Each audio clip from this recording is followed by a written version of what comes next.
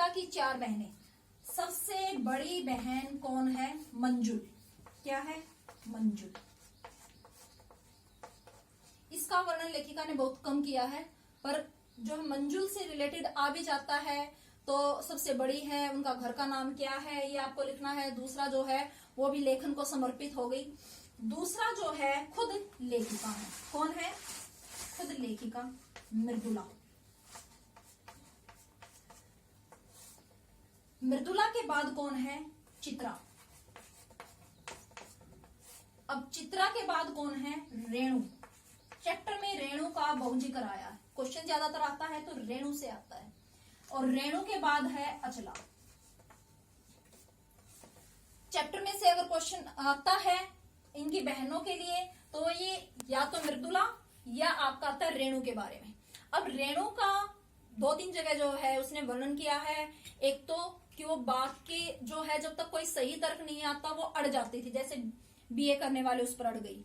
एक वो किसी के साथ शर्त कर लेती थी तो उसे पूरा करके छोड़ती थी, जैसे जन्नत हिमैया का पत्र मंगवाना है।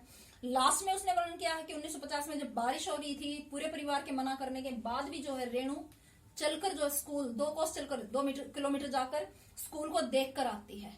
मतलब एक जिद्दीपन था उनके अंदर, लेकिन वो जिद्दीपन कैसा? पॉजिटिव था। इनकी सबसे छोटी बहन है अचला।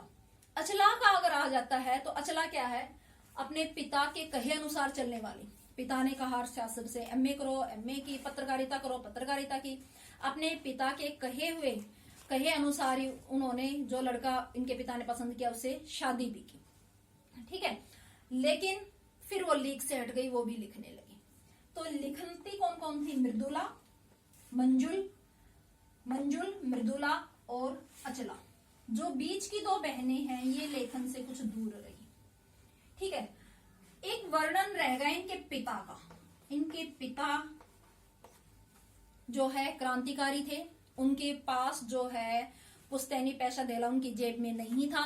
मतलब उनको दादा लाई जमीन जायदाद के रूप में कुछ नहीं मिला था जेब से, वो खाली थे, कंगाल थे।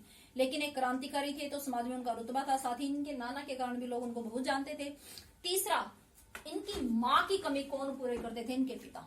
इनके साथ जो है पढ़ना लिखना, जो इनको पढ़ाना लिखाना, इनसे प्यार करना, इनको स्कूल छोड़ना लेना, ये सारी जिम्मेदारी एक माँ की तरह इनके पिता निभाते थे।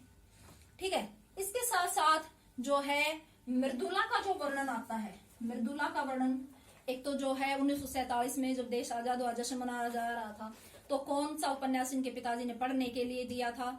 और आगे कुछ कहानियों का जो है वर्णन किया है लेखिका ने कि उसने कौन कौन सी पढ़ा है, तो कहानियां पढ़ी और उनका कितना असर लेखिका के ऊपर हुआ। ये सब जो है चैप्टर के अंदर बताया गया है।